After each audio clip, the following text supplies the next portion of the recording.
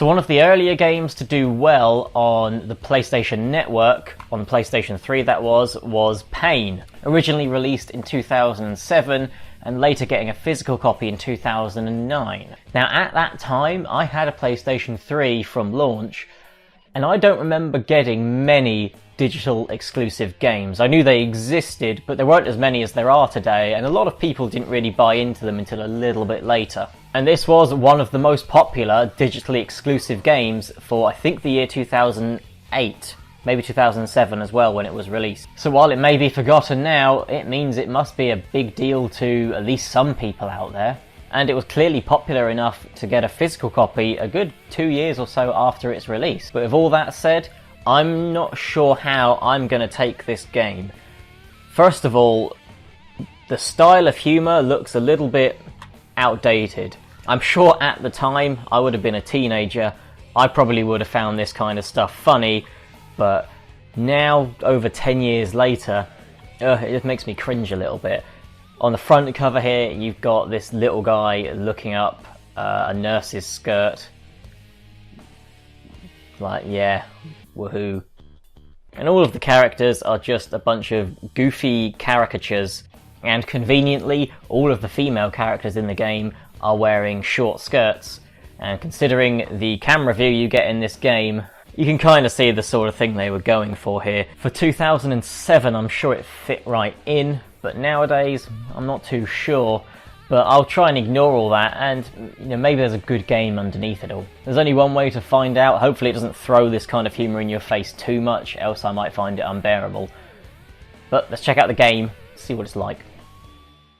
So here we go, this is a good start. My first experience of the game, I put the disc in, it goes to like install or update or something, and the screen goes completely black. I tried everything, even holding the button down on the console for well over a minute did absolutely nothing. Okay, here's my first experience of Pain the game. Black screen, won't do anything. Hold down the button. Nothing. I've held it down for a long time before this, so I won't sit here doing it for the sake of the video. There's the game, there's my setup, isn't it horrible? Whatever. But yep, I'm gonna have to take the plug out. Okay, second time lucky, I guess. It's taken a while to install, but hopefully this will solve the problem. We haven't crashed this time, so already we're progressing. So it's installed, and now look at this. Like every game mode is locked. Do I have to unlock being able to play the game normally? I know the servers are offline, but I didn't think like all of it was online. It looks like this is the only mode I can go on that might have some gameplay, so I guess that's what I'm doing. Oh jeez, has it crashed again? Oh no, good, here we are. Right, so finally I can play. Now everything seems simple and... okay, so we've gone black again. Yep, same situation again. Out comes the power cable, let the PlayStation sort itself out, keep your fingers crossed that nothing's actually broke. And here we go.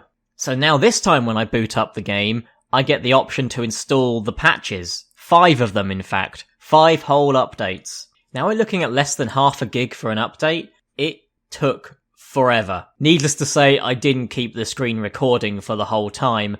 For reference sake, on the PS4, the latest Call of Duty game, Modern Warfare, just updated for me, and that was something like 50 gig. Now, that was hardly an instant download, yet these updates for Pain took around twice as long. Seriously, this has actually delayed the video coming out. I'm now a day behind from what I wanted to be with this, purely because I had to leave it going overnight. So my only thoughts at this stage is that this better work. It doesn't even have to be a good game at this point. Just for God's sake, let me record some gameplay footage so I can get this over and done with. Right, moment of truth. Right, we're starting off with a tutorial. It goes through all the basics for us. Well, I say the basics, it goes through everything. There's not a lot to this game, and you can probably tell that quite easily from looking at the gameplay footage.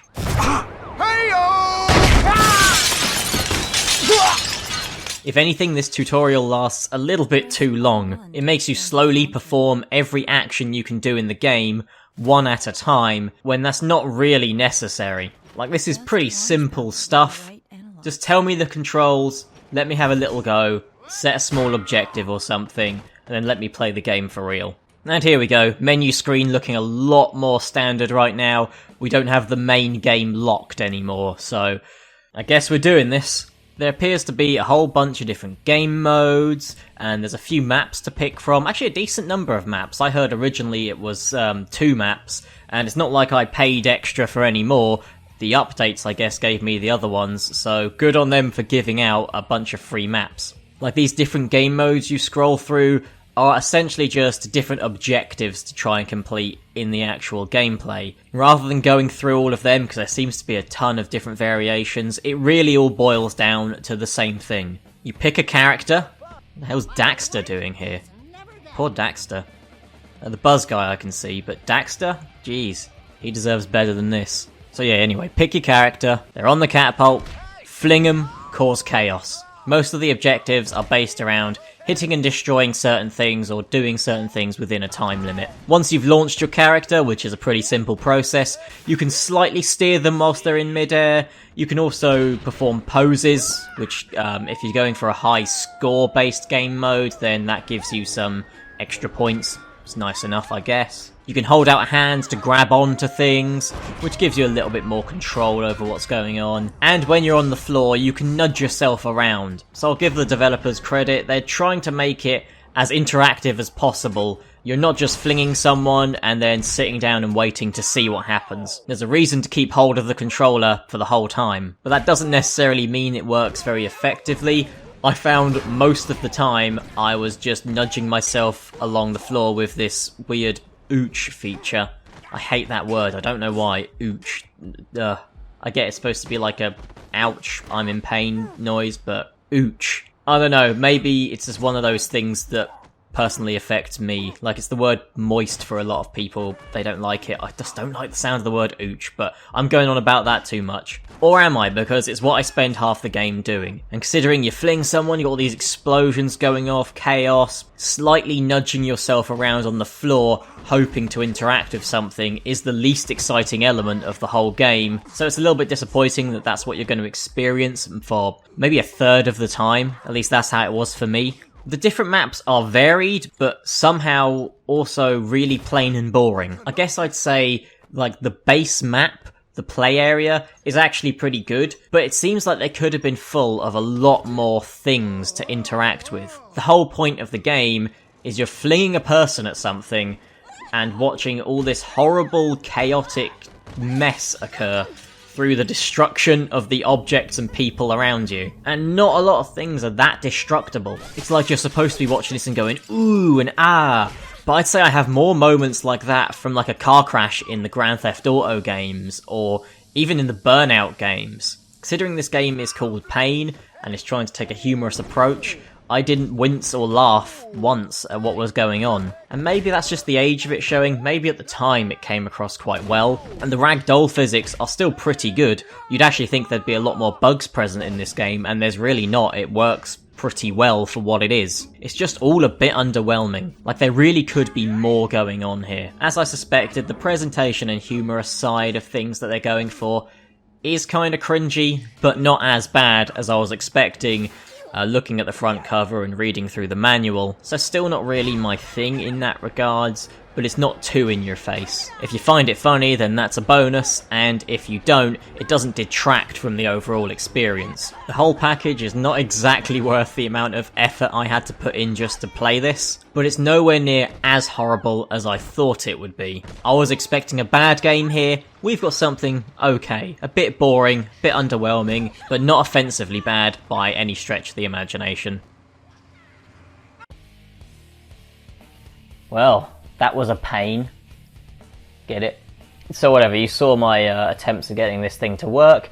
We got there in the end, and was the result really worth all of the wait? It's okay, but I'd say there's a good reason it's been forgotten.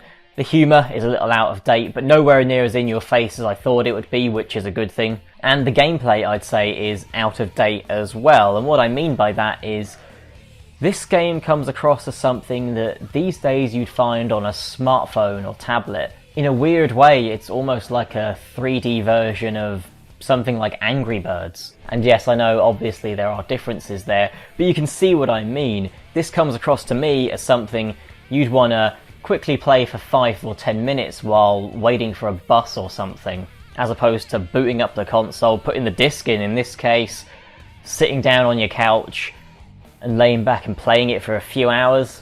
I don't really see that being too appealing. I was getting quite bored of playing this quite quickly because of its limitations, and it's not supposed to be this big, expansive, crazy experience. It was originally a digital-only release, something small and cheap you can play whenever you want. So I guess in a way it's a bit ahead of its time. You take away the presentation side of things and just look at the gameplay, and let's say it was released a few years later than what it was, but on smart devices, it may have been more successful. Well, I guess it was successful. It was apparently the most downloaded PSN game at the time. So maybe not more successful, how about more memorable? We don't remember pain these days, no one cares about it. I can put it away and forget about it myself. In a strange way, this game had a lot of potential. This style of game is still popular to this day on smart devices. And I don't just mean games where you fling things from a catapult, but that kind of mini-game taken to the next level kind of deal. Something you can hop in, play, immediately stop playing and come back to in either an hour, a day or 2 months. It doesn't matter, it's just there to kill some time. So for that reason, I don't see why anyone would necessarily need to pick up and play this anymore. What this game offers, you can now get in your pocket much easier. So there's not much of a point in any of you out there giving it a go. Leave it in the past, let it stay there. Sometimes things are worth forgetting.